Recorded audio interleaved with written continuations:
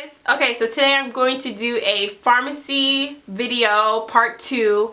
If you haven't seen my part 1, it'll be down below, but I got a lot of questions in emails, comments everywhere about getting into pharmacy school and general information about that.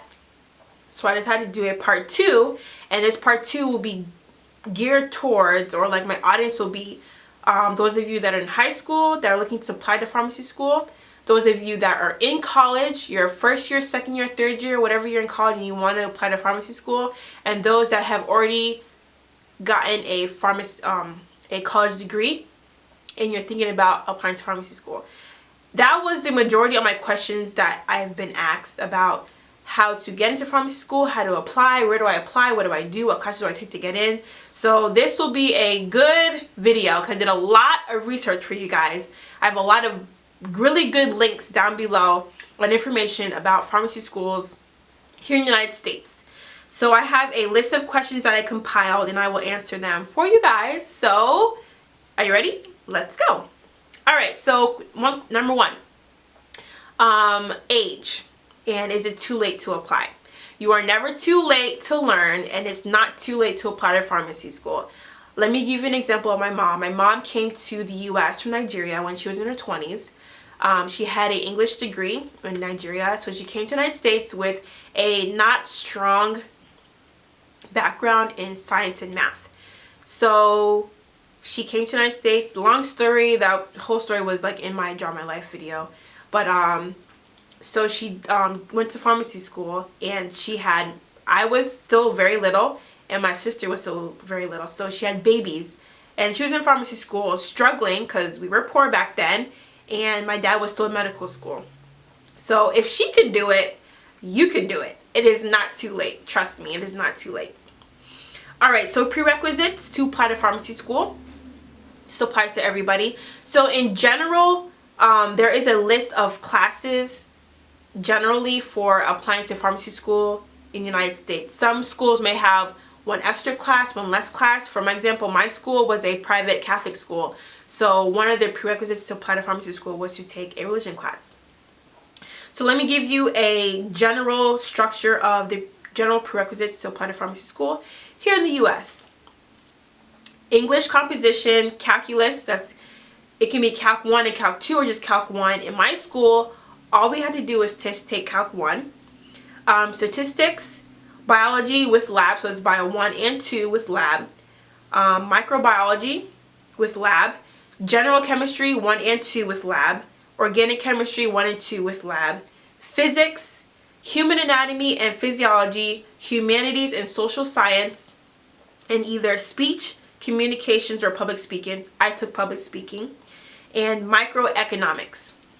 So I have a link down below of, this is a really good link too, a link down below of all the pharmacy schools in the United States and every single one of the schools' prerequisites to apply to their school. So I have that link down below. Alright, next question is, what classes should I take in college and to later on transfer into pharmacy school? And that is the classes I just listed. Next question. Now as a freshman and in the upcoming years, can I shadow? Are there internships? Where do I start?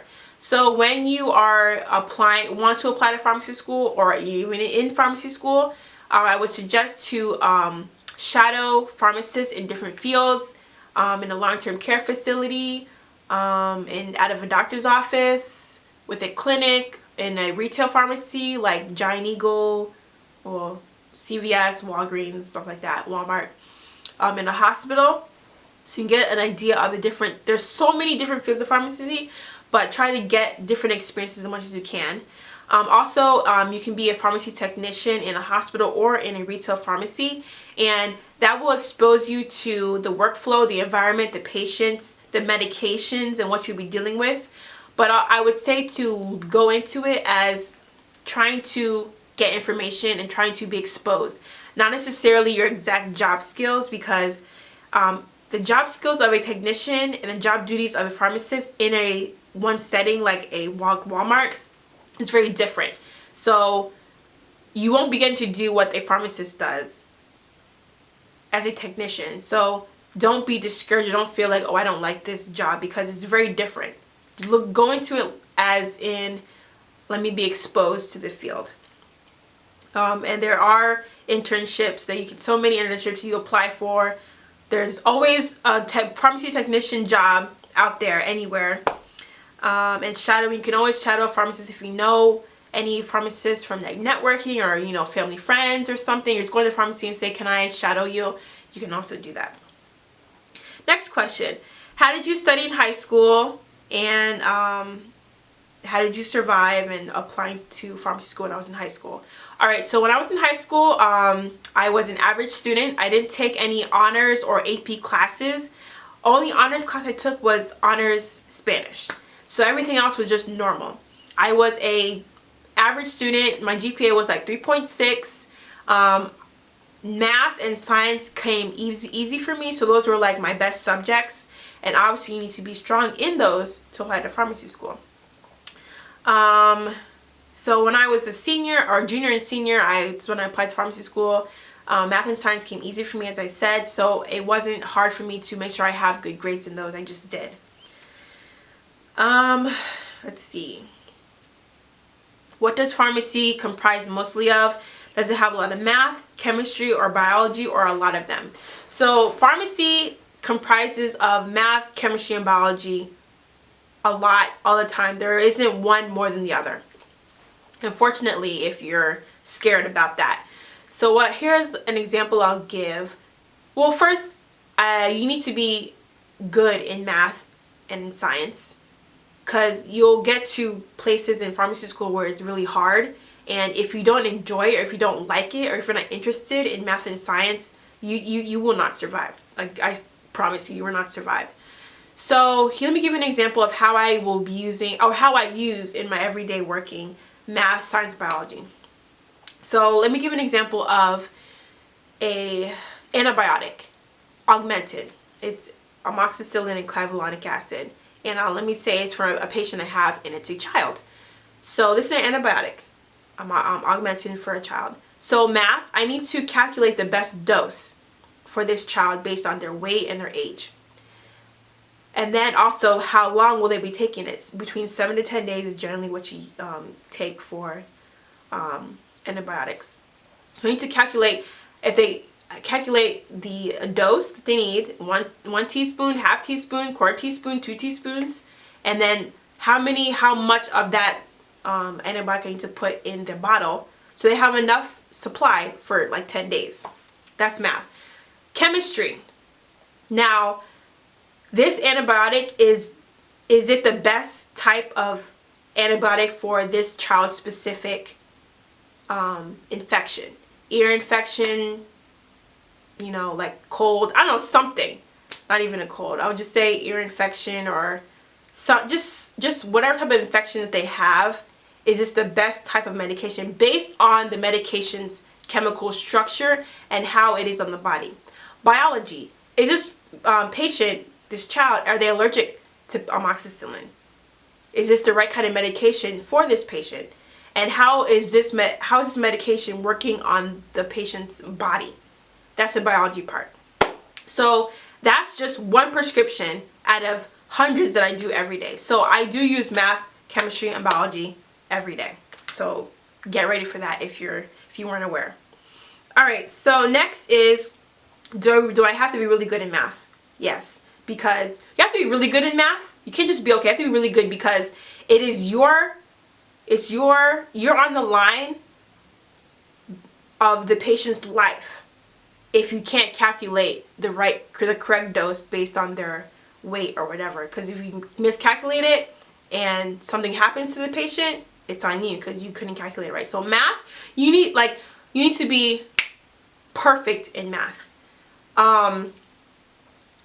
For the boards, for the pharmacy boards to get your license, math questions are the heaviest proportion of grading, because you can't mess up in a math and be like, okay, that's okay if I messed up in that one, because that's the patient's life. So when they grade for the boards, math, like if you can pass the boards if you have all your math questions perfect. Trust me. All right, so next question is, would you recommend being a pharmacy tech before going to pharmacy school? And what PCAT book would you recommend? Yes, as I answered before, I would recommend being a pharmacy technician to be exposed to the career, the field, the medication, the patients, the environment, everything. What PCAT book would I recommend? So I have a link of all the PCAT information that you would need based on books, how to study, online courses, in class courses that you can take to help study for you. And then also, I didn't take the PCAT when I was applying to pharmacy school because I got accepted from high school, so I didn't have to take the PCAT. So I don't have experience taking the PCAT. However, I have friends that have taken the PCAT, and I asked them for some information that they could give me so I can share for you guys. So here's a couple things. The PCAT is offered in July, September, October, November, January. Give yourself a good enough time to be able to study for the PCAT, because if, say, you're in your first or second year of college and you want to apply to pharmacy school, some parts of the PCAT you haven't learned yet. So it's up to you to take yourself and find a way to learn that information to be able to be enough for you to take the PCAT. I would strongly recommend, and I use this even after pharmacy school when I was studying for my boards, Student Doctor Network, link down below, and urch.com, link down below. These are forums for people that are in pharmacy school trying to apply, foreign graduates that come together and just talk about their experiences, what they used, what worked for them, what didn't work for them. So I would strongly advise you to engulf yourself in those two websites, because you'll get so much information, and you will use these sites all stages of before pharmacy school, during, and after, because I use that especially after to figure out which book I needed to study with to take my boards. And once you're in there, you'll be spending hours. There's so much information, spending hours on that, just trying to find information for applying for pharmacy school. Next, someone asked me, they have a psychology major, and after graduating, can I still attend pharmacy school? You can have a degree in theater. You can have a degree in psychology. You can have a degree in social studies. I don't even know what that is. You can have a degree in art. You can have a degree in dancing. As long as you have taken the prerequisites to apply to pharmacy school, you can still attend. I have a friend that studied psychology. One did art. You can still apply to pharmacy school no matter what you study, chemistry, biology, whatever. As long as you have taken those prerequisites and taken the PCAT, you can apply from whatever background and education that you have. All right, should I apply to pharmacy school this year and transfer, or after my second year at community college? You can apply to pharmacy school at any stage as long as you've taken the prerequisites. So say you are in your first year or second year of community college. People do that to help with the cost of going to school. So it also depends on which pharmacy school you want to apply to and their standards on where you take the prerequisites. Some schools accept prerequisites from like community colleges and stuff like that. So look into it, and I will have links down below of all of the schools that I said and their requirements. So you can apply now, or you can apply next year. It all depends on if you're strong enough and feel that your PCAT score, if you have taken it or haven't, is good enough to apply. So just make sure you're prepared. Like, do I look good enough to apply to pharmacy school? That's what I'll say. All right. Let's see. What question haven't I answered? Do I have to be good in chemistry? You have to be good in chemistry. My grades in high school, I answered that. Do we need physics in pharmacy? Yes, you need physics in pharmacy. Surprisingly, you use physics in pharmacy when in classes that talk about medication development, like tablets, powders, capsules, all that stuff. You use physics in that, a lot of it. And then what classes can I take at my community college, and can I transfer to pharmacy school? Yes, I just answered that too. Let's see. What else do I want to say? Okay, so for those that are planning on taking the PCAT or have taken it, I found information that there's 2 schools in the U.S. that have no minimum PCAT requirement to apply. Those are for people that have taken the PCAT more than once or twice and they're not getting the score they want. These 2 schools don't have a requirement to get into the pharmacy school. One thing I'll say is if you take the PCAT and you don't get a good score that you want, you can take it again. I have a link down below of the general information about PCAT and the dates you can take it, how many times you can take it, the scoring, everything. But the 2 schools are Chicago State University School of College of Pharmacy and then Shenandoah College of Pharmacy. Those 2 schools don't have any PCAT requirement scale grades to apply. So just be on the lookout for that, and I'll have links of those down below. So the links I've been talking about throughout this whole video, very, very informative. Let's see. The first thing I have is a link that shows you the all the pharmacy schools in the U.S. and their breakdown of how long the program is. I did a 0-6 program. That means that straight from high school, I did straight 6 years of pharmacy school and I graduated. I didn't do undergrad and get a degree first and then apply. I just did straight from high school 0-6 program. There's this list of schools that do that. All the schools in the United States that do that. There are schools that have the regular 4-year degree, which is after you apply to pharmacy school and you get in, it's 4 years. Next, I have a 2-3 program where it's 2 years of undergrad and then you apply for 3 years of pharmacy school. And that's an accelerated program because that's a total of 5 years. Pharmacy school is 6 years, or pharmacy school is 4 years. Alright, so there's a 3-4, so you do 3 years of undergrad, 4 years of pharmacy school. And then there's a 4-2. I have no idea what the 4-2 is because I don't really even see any school that's highlighted, or one school, and that's in Toledo. That's the 4-2. But they have, I don't even know what, let me see if I can figure out what the 4-2 means. It's, a BS in Pharmaceutical Science awarded with your PharmD. Okay. Alright, and then I have, what else did it give? Enrollment. Oh yeah, like if they have early assurance, early acceptance, year-round, part-time, all that stuff is there. Next link I have is pharmacy schools that offer dual degrees. People have asked me about dual degrees. So there's a bunch. You can have a PharmD and MS, PharmD and PhD, PharmD and MBA, PharmD and JD, PharmD and an MD. So there's a lot of information on that. And all the schools in the United States that have dual degree programs. Alright, next one is the characteristics of a first-year PharmD program class. And that breaks down male to female ratio, total number in the class.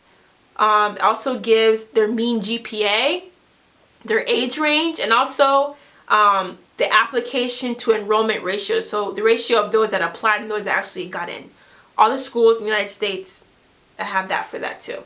Next, I have a link for tuition and fees for PharmD programs. Every single pharmacy school in the United States. It gives the for in-state tuition, out-of-state tuition, mandatory fees, credit hours, and if their academic term, if it's semester, quarters, and just semester and quarters. So I have that. And then the last link I have is the link I mentioned before, which was all the pharmacy schools in the United States and their list of class prerequisites for applying. And I have all of that too. So these links are very good for those that are still trying to figure out where exactly they want to apply, what state they want to apply, what kind of program they want to apply to, because there's different programs for pharmacy, what they want to apply to. So those will help you too. And let me see if I have any. Okay, and I have the link for the Student Doctor Network for the forums. And my link goes directly to the pharmacy forum, because there's like one for medical school, optometry, like just a bunch of stuff. So let me see. Medical, resident, pre-med, audiology, dental, optometry, podiatry, psychology, veterinarian. So I have the link, the direct link for the pharmacy portion, and also I have the direct link for the pharmacy portion for the urch.com. It's another forum that I mentioned. And then I'll have the link for the Chicago State University College of Pharmacy, and also the Shenandoah School of Pharmacy for those that have, those are the two schools I mentioned that don't have a minimum requirement for the PCAT. And then I'll have a link for my school where I went to Duquesne University School of Pharmacy in Pittsburgh, Pennsylvania. And I'll have the link for their admission requirements and their prerequisites. And then also they have a weekend program. So I have my one friend, Sandra. She went to pharmacy school the same time I did, but she did the weekend program. And the weekend programs are for those people that already have a degree. And she had a degree in psychology, so she went to pharmacy school on the weekends. So those are for those people that work, those already have degrees, that have families that have to take care of, and only have time to go to school maybe on the weekends or stuff like that. And also we had at my school, the ones that went to school on the weekends, they traveled from out of state or even way out of town. So what they would do is they would work, live at their own place during the week, and then on weekends, maybe like Friday night, they would travel to our school to go to school from Saturday and Sunday, and then come back Sunday night to finish their rest, live their lives. So the weekend program is really good for those out there that, want to do pharmacy school but not in the traditional way. So I'll have information on that below. Anything else that I want to say? I don't know if I mentioned though that there's links. I don't know if I'll find the link, but old PCAT exams that were used for national exam, they sell those to use for practice and for studying, and those are around $75 to take. So you can use that, especially when you're trying to study for the PCAT and try to get a good feel of how the exam will be. Let me see. Well, I think I also wanted to mention the anatomy of the PCAT and how it's broken down into their sections. There is a writing, a verbal, a biology, chemistry, reading, and quantitative ability. So that's how the PCAT is broken down. The scoring is, so the PCAT exam is a 4-hour exam with 6 separate sections. I just mentioned the sections, and the scoring is range from 200 to 600, and it's a multiple choice. Is it a multiple choice? I think it says multiple choice. Yeah, 5 multiple choice sections, and then the other section is the writing, which is a 6 section. Let's see. I think that's all. The median score is 400. So many pharmacy schools require you to score above a particular level, so make sure you look into that, whatever school you want to apply to, and what their requirements for scoring for your PCAT is to apply. So I think that's all I wanted to say. So if you ask questions, if you have questions down below, I will answer them. I didn't really get into foreign pharmacy grad students and stuff, and people coming from other countries wanting to apply to pharmacy school here, or are pharmacists in other countries and they're trying to practice in the United States and what exams they need to take. Look into student doctor or also urge, because there's a lot of foreign students and grads that are trying to practice here, and what they used and what they did to be able to take the boards and get jobs here.